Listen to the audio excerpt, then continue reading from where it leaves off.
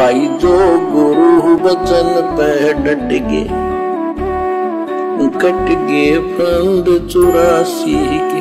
अब भाई और बहनों, आपको सबूत दिखाते हैं, आपको प्रमाण दिखाते हैं आपके विश्वास के लिए।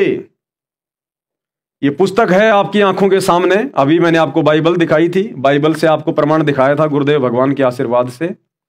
अब आपको कुरान मजीद से दिखाते हैं। कुरान शरीफ कहिए या कुरान मजीद कहिए, एक ही बात है, दोनों पुस्तकों में सेम चीज लिखी हुई है। तो ये पवित्र पुस्तक है मुसलमान धर्म की, कुरान मजीद है। हिंदी मुतरजम मा अरबी मतन, यानी इसका हिंदी में अनुवाद है। ये इसके लेखक हैं मौलाना फतेह मोहम्मद खां साहिब। और ये कहां से छपी हुई है, सब कुछ लिखा हुआ है। एम आस्किन एंड कंपनी, कुरान मजीद हिंदी मुतरजम मा अरबी मतन। ये तजुर्मा मौलाना फतेह मोहम्मद खां साहिब जालंधरी, ये सब कुछ लिखा हुआ है। ये कहां से प्रकाशित हुई है? एम आस्किन एंड कंपनी, 788 हवेली आजम खां, जामा मस्जिद दिल्ली 6। ये इनके फोन नंबर हैं। कोई नकली पुस्तक नहीं है, डुप्लीकेट नहीं है, वही है जो हर मुसलमान के घर में है और हर मस्जिद में है। अब इसमें चलिएगा, कहां भगत शहजाद खान ने देखा जो सतगुरु रामपाल जी ने अपनी उस भक्ति सौदागर को संदेश नामक पुस्तक में लिखा हुआ था, कि कहां पर क्या लिखा हुआ है? तो ये आपके सामने है भाई और बहनों। ये सूर फुरकानी 25, सूर फुरकानी 25 और आयत नंबर ये 52 से शुरू हो रही है। आयत नंबर 52 से शुरू है, 52 से 58 तक। अब देखो इसमें क्या क्या लिखा हुआ, बिल्कुल क्लियर है, आपको सब समझ में आ जाएगा। और वही है जिसने दो नदियों को मिला दिया। कौन कह रहा है ये बात? कुरान शरीफ का ज्ञान देने वाला अल्लाह कह रहा है। मुसलमान भाई जिसे अपना अल्लाह मान रहे हैं ना, थोड़ा सा ध्यान दे के सुनो। मुसलमान भाइयों का मानना है कि ये कुरान मजीद, कुरान शरीफ का ज्ञान अल्लाह ने दिया, हजरत मोहम्मद जी को दिया। तो कुरान का ज्ञान कौन कह रहा है? अल्लाह। मुसलमानों के अनुसार उनका अल्लाह कह रहा है। तो अल्लाह तो किसी और अल्लाह के बारे में बता रहा है। और क्या कह रहा है? और वही है जिसने दो नदियों को मिला दिया, एक का पानी मीठा है, प्यास बुझाने वाला है, और दूसरे का खारी है।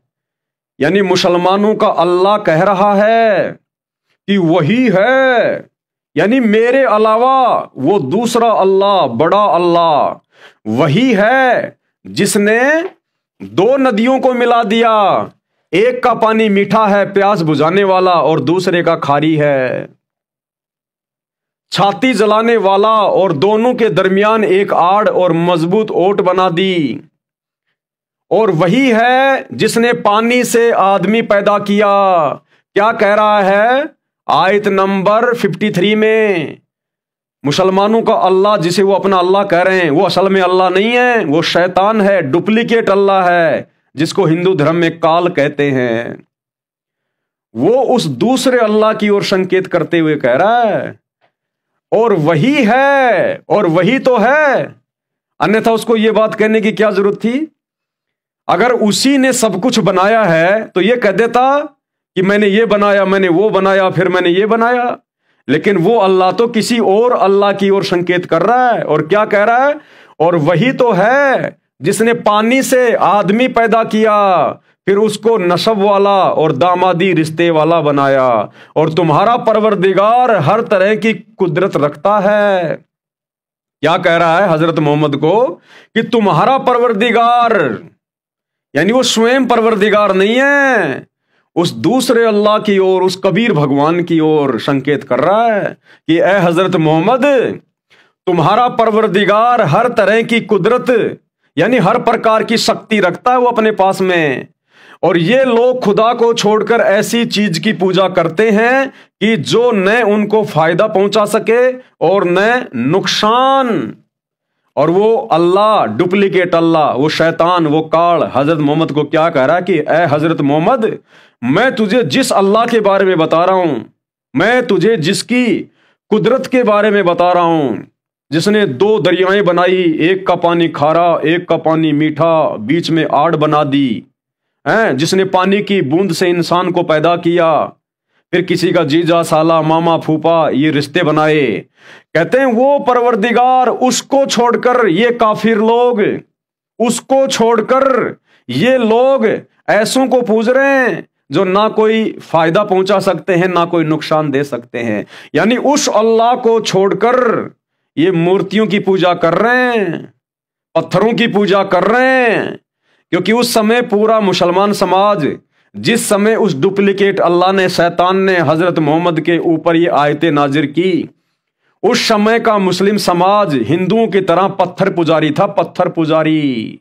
बहुत सारे देवी देवताओं की पूजा किया करता था। काबा के अंदर 360 प्रकार की मूर्तियां रखी हुई होती थी। तो वो अल्लाह कह रहा है कि ये लोग उस समर्थ कादर परमेश्वर को, उस परवरदिगार को ना पहचान कर, उसको ना पूज कर, और ऐसों की पूजा कर रहे हैं, इन पत्थरों की, इन देवी देवताओं की पूजा कर रहे हैं जो ना उनको कोई नफा पहुंचाने वाले हैं और ना कोई नुकसान पहुंचाने वाले हैं। और ये लोग खुदा को छोड़कर ऐसी चीज की पूजा करते हैं कि जो उनको फायदा पहुंचा सके और न नुकसान। और काफिर अपने परवरदिगार की मुखालफत में बड़ा जोर मारता है। और काफिर, अब उस समय ये काफिर हिंदुओं के लिए नहीं कहा गया था। काफिर वो होता है जो अपने एक परवरदिगार, अपने एक अल्लाह की इबादत ना करके और बहुत सारी पूजाएं करता है, बहुत सारी इबादत करता है। तो उस समय जो अन्य मुसलमान समाज था, वो एक परमेश्वर को ना पहचान कर, एक अल्लाह को ना पहचान कर और मूर्तियों की पूजा किया करता था, पत्थरों की पूजा किया करता था, तो उनको काफिर कहा गया है। यानी उस समय का जो मुस्लिम समाज था, जो भी समाज था उस समय, उनको काफिर कहा गया है कि ये काफिर लोग उस परवरदिगार की पूजा ना करके, उसकी इबादत ना करके, जिसने 6 दिन में सृष्टि रची, 7वें दिन तख्त पे जा विराजा, वो बड़ा अल्लाह, रहमान अल्लाह, उसकी इबादत ना करके और इन पत्थरों को पूज रहे हैं जो ना कोई नुकसान पहुंचा सकते ना कोई फायदा पहुंचा सकते। और काफिर अपने परवरदिगार की मुखालफत में बड़ा जोर मारता है। आयत नंबर 55, और हमने ए मोहम्मद तुमको सिर्फ खुशी और अजाब की खबर सुनाने को भेजा है। आयत नंबर 56 कह दो कि तुमसे इस काम का मुआवजा नहीं मांगता। यानी वो डुप्लीकेट अल्लाह, वो शैतान, वो काल हजरत मोहम्मद को कह रहा है कि ए हजरत मोहम्मद, इन काफिरों को, जो तुम्हारे समाज के लोग हैं, जो ये पत्थरों की पूजा कर रहे हैं, इनको कह दो कि उस अल्लाह की जानकारी देने के लिए मैं तुमसे कोई पैसा नहीं लूंगा, कोई धन नहीं लूंगा, मैं तुम्हें खुशी में जानकारी दे रहा हूं। हां, जो शख्स चाहे अपने परवरदिगार की तरफ जाने का रास्ता अख्तियार कर ले और उस खुदा ए जिंदा पर भरोसा रखो। अब देखो भाई और बहनों, बिल्कुल क्लियर, बिल्कुल साफ। मुसलमान भाई जिसे अल्लाह मानते हैं, जिसने कुरान शरीफ का ज्ञान हजरत मोहम्मद को दिया, अरे वो तुम्हारा अल्लाह तो खुद कह रहा है किसी और अल्लाह के विषय में। क्या कह रहा है? और उस खुदा ए जिंदा पर भरोसा रखो जो कभी नहीं मरनेगा। कि उस खुदा ए जिंदा पर भरोसा रखो, उस परमात्मा पे भरोसा रखो। कौन था वो खुदा ए जिंदा?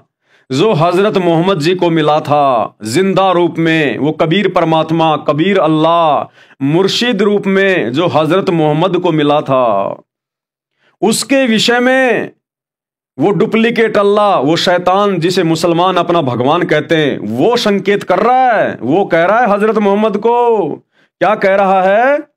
और उस खुदाए जिंदा पर भरोसा रखो जो कभी नहीं मरेगा। अब अगर अविनाशी, कभी ना मरने वाला, अगर मुसलमान भाई जिसे अपना अल्लाह कहते हैं अगर वही होता, तो फिर वो ये क्यों कहता कि उस खुदाए जिंदा पर भरोसा रखो जो कभी नहीं मरेगा? इसका मतलब जो हजरत मोहम्मद को कुरान का ज्ञान दे रहा है वो तो मरने वाला है, वो तो सदा जिंदा रहने वाला नहीं है, वो अविनाशी नहीं है, क्योंकि वो तो अपने से और किसी अन्य खुदा ए जिंदा पर जो कभी भी मरने वाला नहीं है उसकी ओर संकेत कर रहा है। तो मुसलमान जिसे अपना अल्लाह कह रहे हैं वो भला अविनाशी कहां हुआ? तो ये जो डुप्लीकेट अल्लाह है, जो शैतान है, जो काल है, इसकी जन्म और मृत्यु होती है। ये अविनाशी नहीं है, ये रहम दिल अल्लाह नहीं है, ये तो जबरदस्ती अल्लाह बना बैठा है।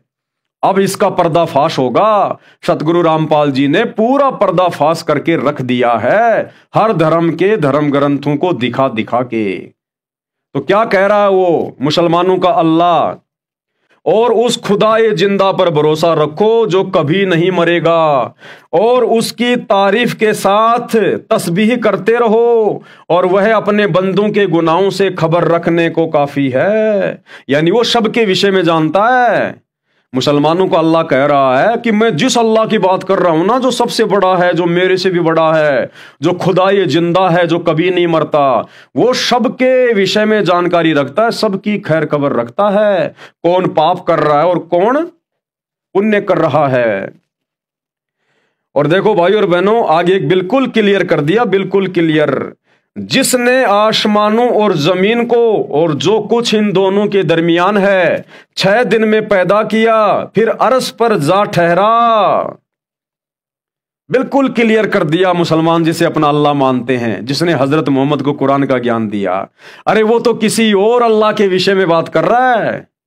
तुम जिसे अपना अल्लाह कह रहे हो ना, वो तुम्हारा आधा अधूरा अल्लाह, वो असल में शैतान है, वो काल है।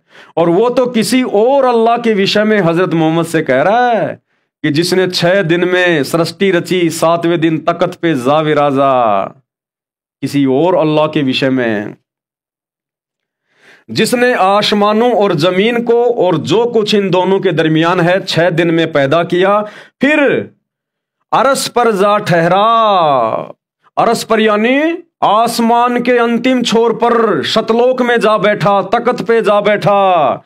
वह जिसका नाम रहमान यानी बड़ा मेहरबान है। अब यहां पर अरबी भाषा में साफ साफ कबीर शब्द लिखा हुआ है, कबीरा शब्द लिखा हुआ है, लेकिन मुसलमान समाज के मुल्ला मौलवियों ने, क्योंकि इनको उस परवरदिगार की खोज खबर है नहीं, ये वर्तमान में जो भक्ति साधना कर रहे हैं उस भक्ति साधना से उस रहमान कबीर भगवान की प्राप्ति हो नहीं सकती। तो इन्होंने यहां पर कबीर का अर्थ कर दिया बड़ा भगवान, रहमान भगवान। भाई वो तो बड़ा है ही, इसमें कोई दो राय नहीं है। कबीर का अर्थ चाहे तुम बड़ा कर दो चाहे रहमान कर दो, वो तो वही रहेगा। तो क्या कह रहा है?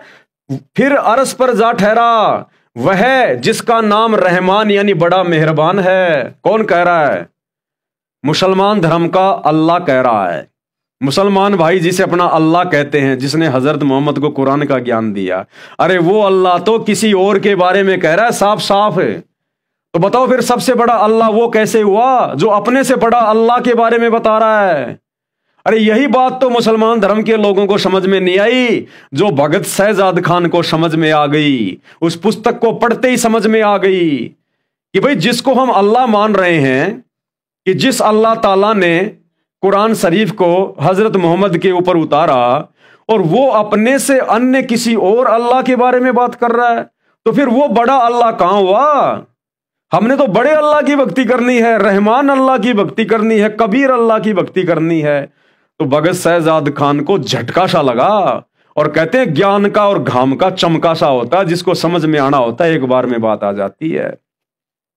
तो यहां बिल्कुल क्लियर है, ये मुसलमान धर्म की पवित्र पुस्तक है कुरान मजीद, इसमें बिल्कुल क्लियर कर दिया गया है कि मुसलमान भाई जिसे अपना अल्लाह मानते हैं, भगवान मानते हैं, वो असल में अल्लाह नहीं है, भगवान नहीं है, वो शैतान है, डुप्लीकेट अल्लाह है। और उसने पूरे समाज को, चाहे हिंदू समाज हो, चाहे मुस्लिम समाज हो, सिख हो, ईसाई हो, सबको उस रहमान अल्लाह के बारे में भ्रमित कर रखा है। वो किसी को जानकारी नहीं होने देता। वो खुद ही डुप्लीकेट भगवान, डुप्लीकेट अल्लाह बन के यहां बैठा हुआ है अपने स्वार्थ के लिए। उसका स्वार्थ क्या है आपको आगे इसी पुस्तक में सृष्टि रचना में पता चलेगा।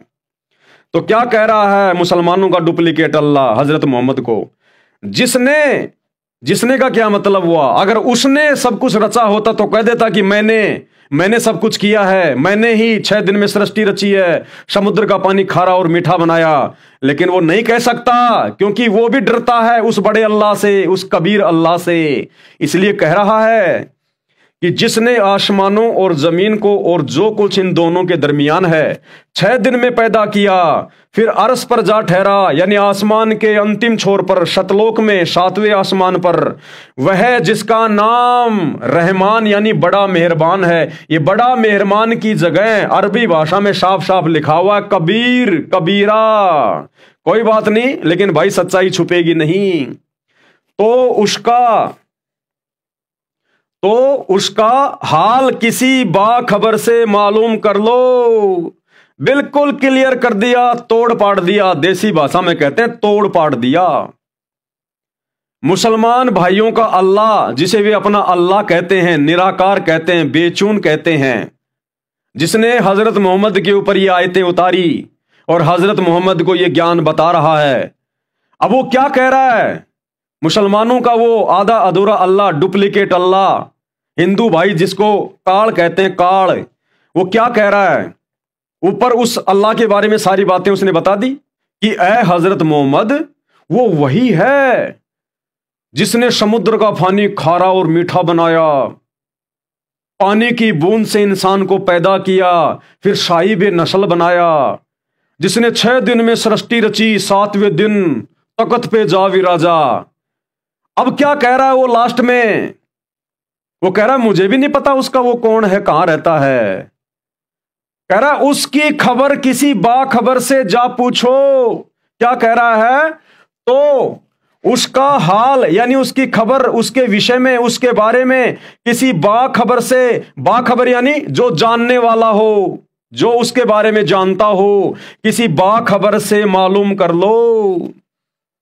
अब मुसलमानों के अल्लाह को भी नहीं पता उस बड़े अल्लाह के बारे में, और हाथ खड़े कर दिए। मुसलमान भाई और बहनों, ये रहम है उस बड़े अल्लाह का, कबीर भगवान का, जिसने उस शैतान के मुंह से, काल के मुंह से ये बातें निकलवा दी। इन बातों को सुनकर, पढ़कर आप बड़ी आसानी से उस रहम दिल अल्लाह को पहचान सकते हो, समझ सकते हो। अगर तुम्हारे अल्लाह के पास में ही अगर उस बड़े अल्लाह की जानकारी होती, कंप्लीट नॉलेज होती, तो वो खुद ही ना बता देता, हजरत मोहम्मद को खुद ही बता देता सारी बातें कि वो अल्लाह कौन है, कहां रहता है, क्या करता है, वो कैसे मिलेगा। तो तुम्हारा डुप्लीकेट अल्लाह तो खुद हाथ खड़े कर रहा है कि उसकी खबर, उसका हाल किसी बाखबर से जा पूछो। यानी तुम्हारा अल्लाह कह रहा है कि मुझे भी उसकी खबर नहीं है, जो सबसे बड़ा अल्लाह है, जो 7वें आसमान पर तख्त पर सिंहासन पर राजा की तरह बैठा है, जो मनुष्य के जैसा है, साकार है, निराकार नहीं है, दिखाई देता है, संत या मुर्शिद बन के धरती पे प्रकट होता है, अपनी आत्माओं को ज्ञान देता है। तो मुसलमान धर्म का अल्लाह, इसने हाथ खड़े कर लिए, हार मान ली कि भैया उसके बारे में पूरी जानकारी मुझे भी नहीं है। ऐ हजरत मोहम्मद, अगर तुझे उसके बारे में जानना है तो किसी बाखबर से जा पूछो, उसका हाल किसी बाखबर से मालूम कर लो। अगर तुम्हारे अल्लाह को पता होता, उस डुप्लीकेट अल्लाह को पता होता उसके बारे में, तो एक आयत और लिख देता। अरे एक आयत और लिख देता कि वो वहां रहता है, ये करता है, ऐसे मिलता है। लेकिन उसने हाथ खड़े कर लिए कि उस समर्थ कादिर अल्लाह के विषय में, उस कबीर भगवान के विषय में तो मुझे भी जानकारी नहीं है। ऐ हजरत मोहम्मद, उसके बारे में, उसका हाल तुम किसी बाखबर से जा पूछो। बाखबर यानी इल्म वाला, तत्वदर्शी संत, जिसको गीता जी अध्याय 4 श्लोक 34 में कहा गया है। क्योंकि वो वही डुप्लीकेट अल्लाह, वही शैतान, वही काल है जिसने गीता का ज्ञान दिया अर्जुन को, और जिसने हजरत मोहम्मद को ये कुरान शरीफ का ज्ञान दिया। वो एक ही है, वो सबको भ्रमित रखता है, पूरी सच्चाई किसी के सामने नहीं आने देता। और वो पूरी सच्चाई बताने के लिए ये डुप्लीकेट अल्लाह क्यों है, ये डुप्लीकेट भगवान क्यों बना, इसका नाम शैतान क्यों है, इसका नाम काल क्यों है, क्यों इसने धरती पर तरह तरह के धर्म बनवा दिए, मेरी आत्माओं को उलझा के रख दिया, क्यों, ये सारा हाल वो बाखबर, वो तत्वदर्शी संत स्वयं धरती पर प्रकट होकर बताता है। यानी वो रहमान अल्लाह, वो कबीर अल्लाह स्वयं बाखबर बनता है, तत्वदर्शी संत बनता है, और वर्तमान में सतगुरु रामपाल जी के रूप में वो बाखबर उतरा हुआ है। तभी तो आकर ये जानकारी दे दी, तभी तो आज मुस्लिम भाइयों को ये बातें बड़ी आसानी से समझ में आ रही हैं। और उन नकली इबादतों को छोड़कर जो मुल्ला मौलवियों ने और इस शैतान ने, इस काल ने, डुप्लीकेट अल्लाह ने हजरत मोहम्मद को भ्रमित करके मुस्लिम समाज में लागू करवा रखी थी, एक नया इस्लाम धर्म जिसने खड़ा कर दिया था हम आत्माओं को बांटने के लिए, धर्म के नाम पर, जातियों के नाम पर। तो उसी बाखबर ने, उसी बड़े अल्लाह ने, कबीर भगवान ने आज सतगुरु रामपाल जी के रूप में, मुर्शिद रूप में, संत रूप में धरती पर आकर ये सारी बातें बताई है। अन्यथा आज से पहले बता दो, इस धरती पर कोई भी ऐसा पैगंबर, कोई भी ऐसा संत महात्मा, कोई मुर्शिद, कोई आचार्य, कोई शंकराचार्य, कोई मुल्ला मौलवी काजी, एक का भी नाम बता दो जिसने इन आयतों का अर्थ बताया हो। या आज मुसलमान धर्म में कोई भी व्यक्ति ये बता दे कि वो बाखबर कौन है।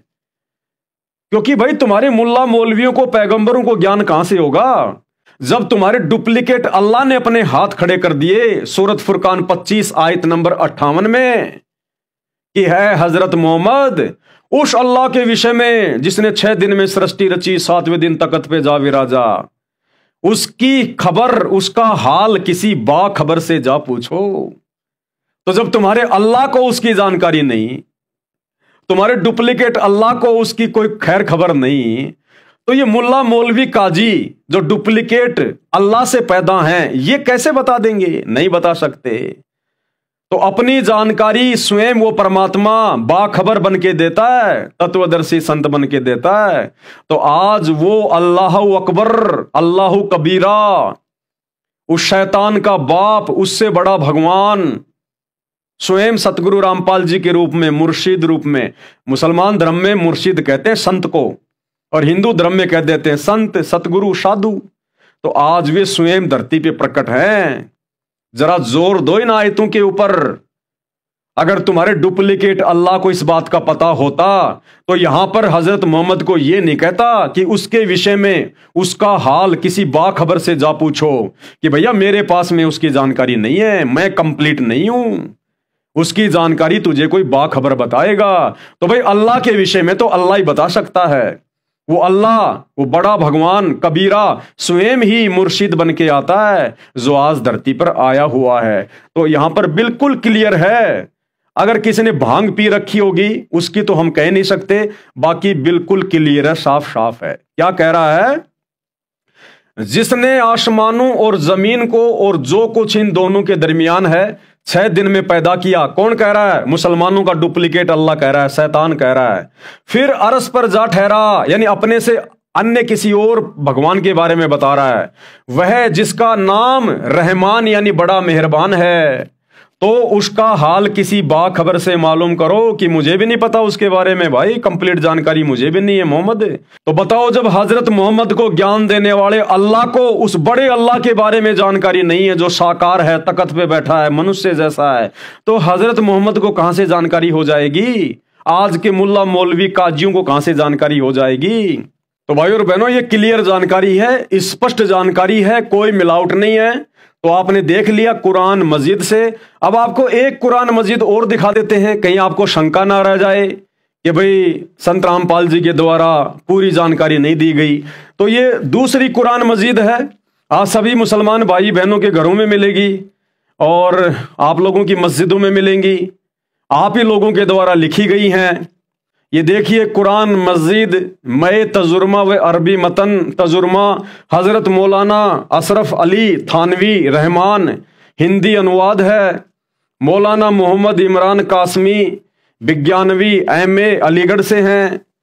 और यह ऐसी किताब है जिसमें कोई शुबा नहीं, यानी इस किताब में संदेह की कोई गुंजाइश नहीं है, इसमें कोई झूठ नहीं मिलेगी आपको। कुरान मस्जिद हिंदी अनुवाद इस्लामी book depot service private limited नई दिल्ली से छपी हुई है। अब इसमें भी देखिए, ये रही सूरत फुरकानी 25, सूरत फुरकानी 25। अब इसमें बिल्कुल साफ साफ लिखा हुआ है, ये है आयत नंबर 52 से 58 में बिल्कुल क्लियर है। आप इसको पढ़ लीजिएगा।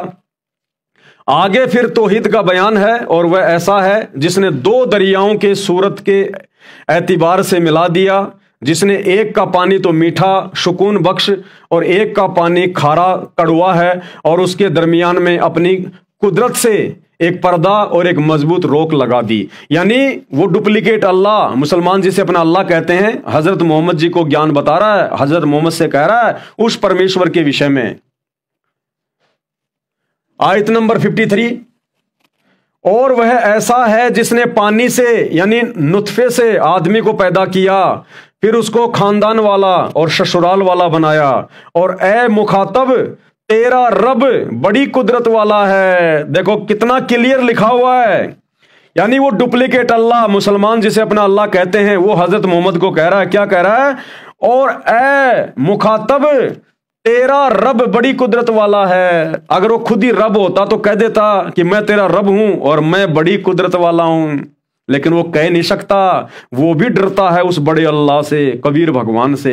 तो क्या कह रहा है? अपने से अन्य किसी और समर्थ अल्लाह के विषय में, कादिर अल्लाह के विषय में, और है मुखातब तेरा रब बड़ी कुदरत वाला है। आयत नंबर 54, और बावजूद इसके ये लोग ऐसे खुदा को छोड़कर उन चीजों की इबादत करते हैं जो न उनको कुछ नफा पहुंचा सकती है और न उनको कुछ नुकसान पहुंचा सकती है। और काफिर तो अपने रब का मुखालिफ हैं। यानी ये काफिर लोग, जो आपके समाज के लोग, ये बाकी लोग जो पत्थरों को पूज रहे हैं, देवी देवताओं की पूजा करते हैं, ये काफिर हैं। काफिर उसको कहा जाता है जो एक अल्लाह को ना पूज के अन्य को पूजता है, उसको काफिर कहते हैं। तो भाई वर्तमान में पूरा का पूरा मुसलमान समाज भी काफिर है, काफिर, क्योंकि पूरा मुसलमान समाज अल्लाह की इबादत नहीं कर रहा, शैतान की इबादत कर रहा है। शैतान की इबादत, जिसे मुसलमान धर्म अपना अल्लाह कह रहा है, वो तो इन आयतों में बिल्कुल खुल के कह रहा है।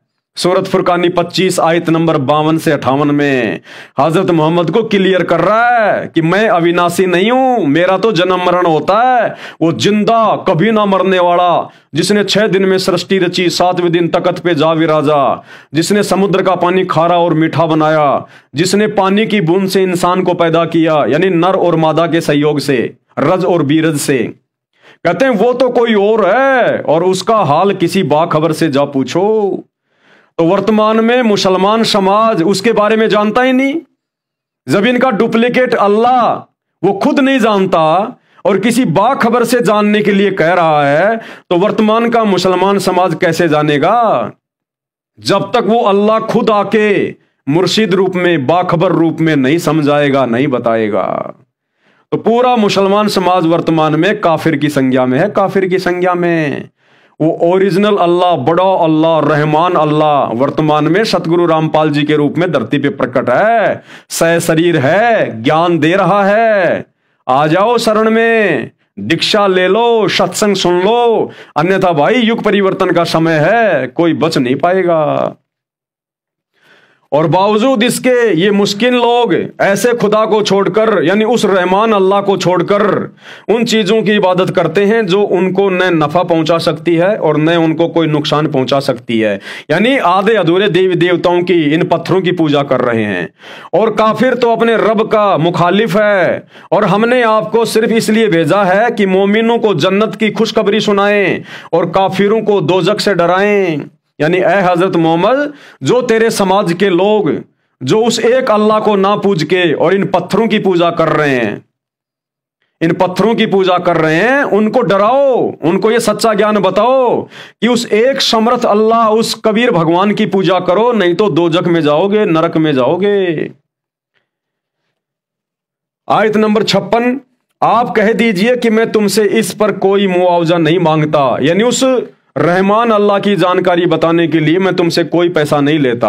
हां, जो शख्स यूं चाहे कि अपने रब तक पहुंचने का रास्ता इख्तियार कर ले। आयत नंबर 57, और उस हमेशा रहने वाले पर भरोसा रखिए। देखो क्या कह रहा है, मुसलमानों का डुप्लीकेट अल्लाह जो हजरत मोहम्मद को ज्ञान दे रहा है, वो अपने से अलग किसी और के बारे में कह रहा है। क्या कह रहा है?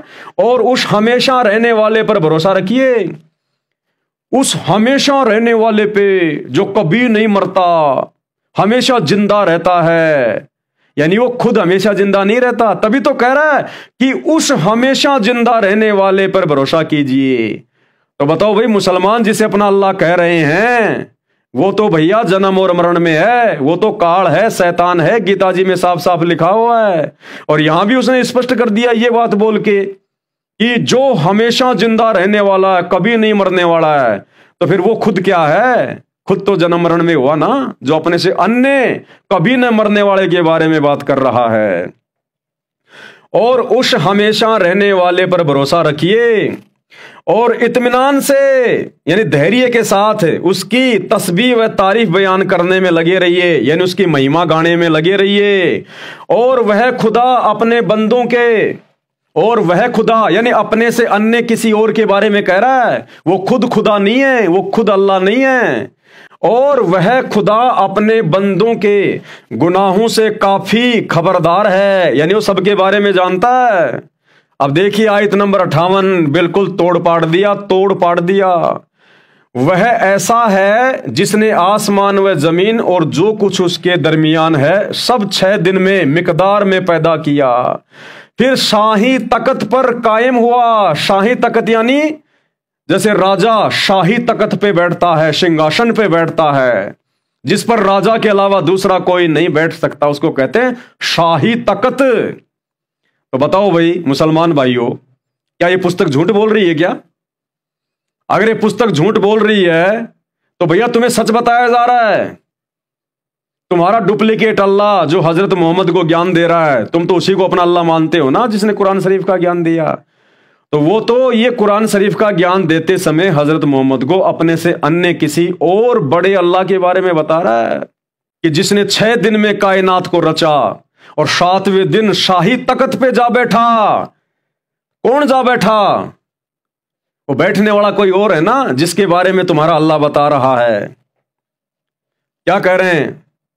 फिर शाही तख्त पर कायम हुआ, वह बड़ा मेहरबान है, वो बड़ा मेहरबान है। फिर आप क्या हो?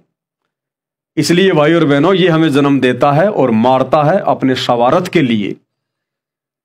इंसान कभी बकरे नहीं काटना चाहता, इंसान कभी हत्या नहीं करना चाहता, झूठ नहीं बोलना चाहता, लेकिन ये शैतान, ये डुप्लीकेट अल्लाह, ये जानबूझकर हम सबको भ्रमित रखता है हमारे कर्म फुड़वाने के लिए, क्योंकि इसको एक बहुत बड़ा श्राप लगा हुआ है उस बड़े अल्लाह की तरफ से, जिस कारण से ये हम उस अल्लाह की आत्माओं को भ्रमित करता है। ये खुद ही मनमुखी रूप से अल्लाह बन के यहां पर बैठा हुआ है और मरने के बाद में सबकी दुर्गति करता है, 84 लाख योनियों में गधा कुत्ता सुअर बना के छोड़ देता है। तो ये सारी कंप्लीट जानकारी आज उस बड़े रहमान अल्लाह, अल्लाहु कबीर, उसने स्वयं धरती पर संत रूप में, मुर्शिद रूप में प्रकट होकर, सतगुरु रामपाल जी के रूप में प्रकट होकर आज मानव समाज को दी है। सभी धर्मों के मानने वाले को उन्हीं धर्मों की किताबों से दिखा कर दी है। अब बिल्कुल क्लियर कर रखा है कुरान मजीद में। बताओ, हाथ कंगन को आरसी क्या, पढ़े लिखे को फारसी क्या? अगर हजरत मोहम्मद को ज्ञान देने वाला अल्लाह ही सबसे बड़ा अल्लाह है, तो किसी और के लिए क्यों कह रहा है? जिसने 7 दिन में पूरी सृष्टि रची, तख्त पे जा बैठा है, जिसने ये दरियाएं बनाई, एक का पानी मीठा एक का पानी खारा बनाया, पानी की बूंद से जिसने इंसान पैदा किया, फिर वो कौन है जिसने वो सारा काम किया, जिसकी जानकारी तुम्हारा अल्लाह बता रहा है? और अंत में क्या कह रहा है कि उसके बारे में मुझे भी नहीं पता, उसके बारे में तो तुझे कोई बाखबर बताएगा। क्या कह रहा है? फिर शाही तख्त पर कायम हुआ, वह बड़ा मेहरबान है, सो उसकी शान किसी जानने वाले से पूछनी चाहिए। क्या कह रहा है कि हजरत मोहम्मद मैं नहीं जानता उसके बारे में। उसकी शान यानी वो कितना महान है, कितना बड़ा है, वो कहां रहता है, वो कैसे मिलेगा, कैसे हम उसको प्राप्त कर सकते हैं, कैसे हम उसके तख्त के पास जा सकते हैं। कहते हैं उसकी शान किसी जानने वाले से जाननी चाहिए, पूछनी चाहिए। यानी मुसलमानों के डुप्लीकेट अल्लाह ने, जिसने हजरत मोहम्मद को ज्ञान दिया, उसने भी हाथ खड़े कर दिए कि उसके बारे में मैं भी नहीं जानता। उसकी शान यानी उसके विषय में, उसके बारे में, उसकी शान किसी जानने वाले से पूछनी चाहिए। अगर उसको पता होती तो नीचे एक आयत और लिख देता कि वो कहां रहता है, क्या करता है, कैसे मिलता है।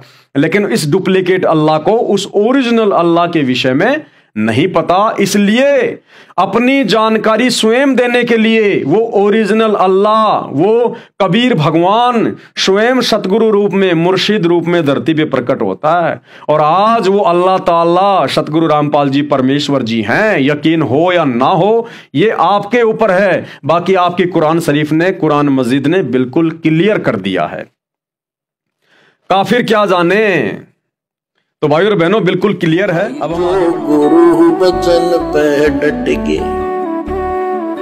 कट गे फंद 84 के, कट गे फंद 84 के, कट गे फंद 84 के।